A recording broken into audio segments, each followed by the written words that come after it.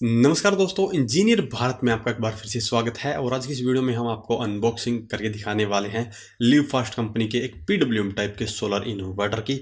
इससे पहले काफ़ी वीडियो में मैंने आपको सोलर इन्वर्टर के बारे में काफ़ी डिटेल में जानकारी दी है, तो वो वीडियोज़ भी आप हमारी देख सकते हैं। और साथ में इसके प्राइस की बात करेंगे और इसके कॉम्पिटिटर की भी बात करेंगे। तो यहाँ पर जो मॉडल है ये रहेगा लिव फास्ट कंपनी का 2250। और ये जो मॉडल है इसके ऊपर आप लगभग 1.5 किलोवाट तक का लोड चला सकते हैं। लेकिन मैं इस इन्वर्टर को रिकमेंड करूंगा 1 किलोवाट के सोलर सिस्टम के लिए। और 1 किलोवाट के सोलर सिस्टम के लिए मैं इसको इसीलिए रिकमेंड कर रहा हूं क्योंकि अगर आप इन फ्यूचर कभी भी थोड़ा वो जो लोड है वो एक्स्ट्रा चलाना भी पड़ेगा तो बड़े ही आराम से इसी इन्वर्टर के ऊपर आप चला सकते हैं। तो जो भी 1 किलोवाट का सोलर सिस्टम इंस्टॉल करने की सोच रहा है उसके लिए जो ये इन्वर्टर है वो बिल्कुल बढ़िया साबित हो सकता है। इसके अलावा अगर आपको ये इन्वर्टर नहीं मिलता है तो इसका कौन सा कॉम्पिटिटर है या कौन सा जो इन्वर्टर आप इसके अलावा खरीद सकते हैं, इसके बारे में भी आगे हम वीडियो में बात करने वाले हैं। तो सबसे पहले हम इसकी अनबॉक्सिंग कर लेते हैं, उसके बाद डिटेल में आपको इसके बारे में बताने वाला हूं। तो जैसा कि आप देख सकते हैं जो इन्वर्टर का बॉक्स है वो आपको कुछ ऐसा देखने को मिलेगा। और यहाँ पे आप देख सकते हैं इसके ऊपर इसका मॉडल नंबर नीचे की तरफ लिखा हुआ है SO2250 साइन वेव। तो साइन वेव इन्वर्टर है ये। तो काफ़ी लोग यही पूछते हैं कि हमें इसके ऊपर कितनी वारंटी मिलती है, कौन सी वेव का इन्वर्टर। तो ये बॉक्स के ऊपर साफ साफ लिखा हुआ है कि इसके ऊपर आपको 24 महीने की यानी कि 2 साल की वारंटी मिलेगी। वहीं साइन वेव इन्वर्टर है और यहाँ पे कुछ फीचर भी लिखे हुए हैं। तो इनमें से जो रियल टाइम क्लॉक का फीचर है वो काफ़ी अच्छा है, जिससे कि ये सोलर से आने वाली पावर को मैक्सिमम यूज़ करता है और आपकी ग्रिड की सप्लाई को कम से कम यूज़ करता है। तो चलिए बॉक्स कब हम ओपन कर लेते हैं। बॉक्स के अंदर आपको एज यूजुअल एक यूज़र मैनुअल देखने को मिलता है, दूसरा वारंटी कार्ड देखने को मिलता है और एक केबल देखने को मिलेगी जो कि 2 बैटरियों को आपस में जोड़ने के लिए यूज़ करनी पड़ेगी। और ये 2 बैटरियों वाला इन्वर्टर है यानी कि इसके ऊपर आपको 2 बैटरियां सीरीज में कनेक्ट करनी पड़ेगी तभी ये चलेगा। तो हमारे पास काफ़ी ये सवाल आते हैं कि क्या हम 24 वोल्ट वाले इन्वर्टर पर एक बैटरी लगाकर भी काम चला सकते हैं। तो आप 2 बैटरी वाले इन्वर्टर पर एक बैटरी लगाकर काम नहीं चला सकते हैं, उसके लिए आपको कम से कम 2 बैटरी लगानी ही पड़ती है। तो ये आप इन्वर्टर का जो लुक है देख सकते हैं। हमारे पास इसी कंपनी का 5 kVA का मॉडल है जो कि हमने पहले उसकी अनबॉक्सिंग वीडियो हमारे चैनल के ऊपर डाली है। तो आप देख सकते हैं जो लुक है बिल्कुल सेम है, सिर्फ इसकी जो हाइट है वो थोड़ी सी कम है। जो 5 kVA का मॉडल है उसकी हाइट थोड़ी सी ज़्यादा थी। बाकी जो सब कुछ डिस्प्ले बटन वगैरह है सब एक जैसे ही देखने को मिलते हैं। और यहाँ पे आप जो केबल है वो देख सकते हैं और ये इसका वारंटी कार्ड है और ये इसका मैनुअल है। मैनुअल के अंदर आपको फ्यूज़ दिए जाते हैं जो कि आप इस इन्वर्टर के अंदर लगाएंगे। अगर इन फ्यूचर इस इन्वर्टर के अंदर लगे हुए फ्यूज़ जल जाते हैं तो ये जो फ्यूज़ है वो बड़े ही आसानी से आप बदल सकते हैं। तो यहाँ पे अब बात करते हैं इन्वर्टर की। तो जैसा कि इन्वर्टर के ऊपर आप देख सकते हैं आपको यहाँ पर 4 बटन देखने को मिलते हैं। सबसे पहला ऑन ऑफ का है, दूसरा पावर सेविंग का, तीसरा मोड का और चौथा जो है वो हाई लो का बटन है। तो चारों के जो काम है वो मैं आपको बता देता हूँ। जो हाई लो का बटन है इसका मतलब आप इससे बैटरी चार्जिंग की जो सेटिंग है वो हाई करंट या लो करंट पर सेट कर सकते हैं। जो मोड वाला बटन है इससे आप इसे यूपीएस मोड या नॉर्मल मोड में सेट कर सकते हैं। और जो पावर सेविंग वाला बटन है इसे ऑन करके आप इस इन्वर्टर को सोलर से बैटरी चार्जिंग पर सेट कर सकते हैं। तो अगर आप इस पावर सेविंग वाले बटन को दबा देते हैं तो आपकी जो बैटरी है वो सिर्फ सोलर पैनल से ही चार्ज होगी। तो इस बटन को आप तभी दबाएं जब आपको लगता है कि आपके सोलर पैनल से आने वाली जो बिजली है वो आपके लोड से काफ़ी ज़्यादा है, तो आप अपनी बैटरियों को सिर्फ सोलर पैनल से चार्ज कर सकते हैं। नहीं तो अगर आपका जो लोड है वो पूरा सोलर से चलता रहेगा तो आपकी बैटरियां जो है वो सोलर से चार्ज नहीं होगी। और अगर आपने ये जो बटन है वो ऑन कर दिया तो आपकी जो बैटरी है वो चार्ज होगी ही नहीं क्योंकि लोड आपका सोलर से चलेगा, ग्रिड से आपने चार्जिंग बंद कर दी है।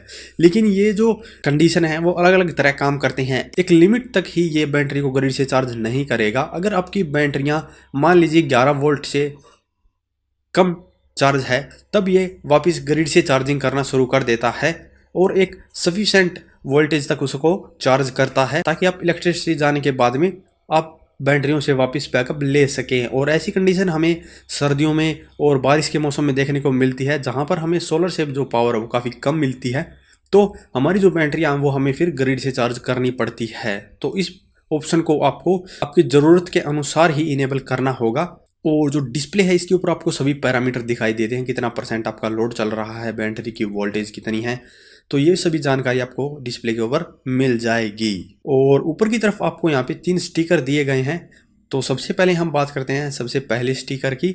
तो यहाँ पे जो इसकी LED दी गई है वो ऑन ऑफ होने पर क्या आपको इंडिकेट करेगा, ये जानकारी यहाँ पे दी गई है। तो आप ये देख सकते हैं। तो जैसा कि आप सबसे पहले देख सकते हैं, अगर हाई लो वाली जो LED है वो ग्लो करती है, जो बटन के साथ में LED है वो ग्लो करेगी, तो आप इससे समझ जाएंगे कि जो आपकी बैटरी है वो हाई चार्जिंग पर सेट है। तो यही इसके अंदर विशेष है सभी के अंदर। अगर ये इनेबल हो जाता है तो उन सभी के अंदर वही मोड इनेबल होगा। आप देख सकते हैं जैसे UPS वाला अगर ऑन होता है तो UPS मोड ऑन होगा, और जो फंक्शन वाली LED ऑन है तो जो बैटरी है वो सोलर से चार्ज हो रही है, और ग्लो नहीं है तो आपकी जो बैटरी है वो ग्रिड और सोलर दोनों से चार्ज हो रही है। और यहीं पे दूसरा जो आपको स्टिकर दिया गया है, ये टाइम सेटिंग के लिए कुछ स्टेप्स हैं वो आप फॉलो कर सकते हैं अगर आपको इसके अंदर टाइम को सेट करना है तो, अदरवाइज इसको आपको देखने की जरूरत नहीं है। और बैक पैनल की बात करें तो यहाँ पर आपको सबसे ऊपर एक स्टिकर दिया गया है जिसके ऊपर इस इन्वर्टर का मॉडल नंबर और सीरियल नंबर दिया गया है। नीचे की तरफ यहाँ पे एक सॉकेट दी गई है, और साथ में यहाँ पे इसके सोलर पैनल के कनेक्शन करने के लिए टर्मिनल दिए गए हैं, और नीचे फ्यूज और मेंस की वायर दी गई है। और ये बैटरी को कनेक्ट करने के लिए 2 वायर है, और यहाँ पे फैन दिया गया है इस इन्वर्टर को ठंडा करने के लिए। और यहाँ पे ये तीसरा जो स्टिकर दिया गया है ये खासकर सोलर पैनल के कनेक्शन के लिए ही दिया गया है, जो कि आप देख सकते हैं।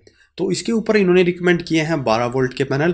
तो आपको 12 वोल्ट के 2-2 पैनल लेने होंगे और सभी को सीरीज में कनेक्ट करके इसके ऊपर लगाना होगा, क्योंकि जो इसकी VOC रेंज है वो 44 वोल्ट है। तो इस बात का आपको विशेष ध्यान रखना है। इसके अंदर सोलर चार्ज कंट्रोलर है वो PWM टाइप का है और 50 एम्पीयर करंट रेटिंग के साथ में आता है। और मैक्सिमम पैनल सपोर्ट की बात करें तो 1600 वोल्ट तक के पैनल आप इसके ऊपर कनेक्ट कर सकते हैं। तो ये कुछ खास जानकारी है जो कि आपको इसके बारे में जानना बहुत ही ज़रूरी है। इसके अलावा जो रियल टाइम क्लॉक का फीचर है जिससे कि आपकी मैक्सिमम सोलर की पावर यूज होती है, और इसके अलावा काफ़ी इसके अंदर प्रोडक्शन दी जाती है, जैसे कि ओवरलोड की, शॉर्ट सर्किट की, बैटरी लो की और पैनल रिवर्स की। तो काफ़ी प्रोटेक्शन इसके अंदर आपको देखने को मिलती है। और इसके अलावा अगर आप और भी ज़्यादा इसके बारे में जानना चाहते हैं तो हमारी वेबसाइट का लिंक आपको वीडियो डिस्क्रिप्शन में दे दिया जाएगा, जहां से आप इस इन्वर्टर के बारे में ज़्यादा जानकारी पा सकते हैं।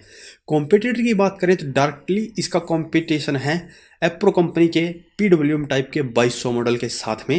वो भी इन्वर्टर आपको 2000 VA लोड कैपेसिटी के साथ में देखने को मिलता है, और वो भी डबल बैटरी का ही है, प्योर साइन वेव है। और उसके ऊपर भी आपको 1600 वोल्ट तक के पैनल लगाने का सपोर्ट मिलता है, लेकिन उसकी जो VOC रेंज है वो 46 वोल्ट है। तो यहाँ पे अगर आप पैनल ज़्यादा VOC वाला भी इसके ऊपर लगाएंगे तो भी ये बड़े आराम से काम करेगा। यानी कि अगर आप इसके अंदर जो 72 सेल वाले सोलर पैनल होते हैं वो भी एक बार लगाएंगे तो वो भी इसके ऊपर बड़े आराम से और काफ़ी अच्छे से वर्क कर सकते हैं। तो यही इसके अंदर डिफरेंस है।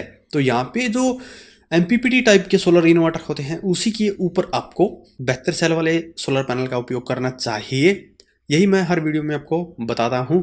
और प्राइस की बात करें तो दोनों ही इन्वर्टर आपको लगभग 10,000 रुपये के अराउंड मिल जाते हैं।